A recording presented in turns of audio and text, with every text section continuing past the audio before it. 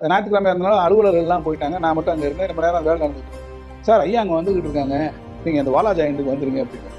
நான் அந்த இரவுல லிட்டரில் நான் பார்த்தேன், இங்கேருந்து அங்கே போகிறக்கு 1/2 கிலோமீட்டர் தூரம் இருக்கும். சுற்றிட்டு நான் லிட்டரில் வேட்டியை மடிச்சு கட்டிட்டு ஓடுனேன், திருத்துன்னு ஓடுனேன்.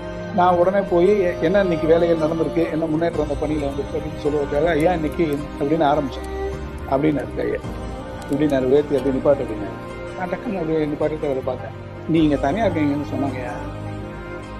அதான் உன்னை பார்த்துட்டு போனான்னு தனியாக இருக்குன்னு சொன்னேன். உன்னை பார்த்துட்டு போனேன் வந்தேன், வேற ஒன்று மற்றெல்லாம் காலைல பேசிக்கலாம்.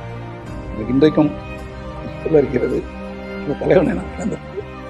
நம்முடைய தொண்டன் இரவில் 11 மணிக்கு அங்கே தனியாக இருக்கிறான் என்று கேள்விப்பட்ட மாத்திரம் அந்த நள்ளிரவில் அந்த வயதில் அவரே நேராக வந்து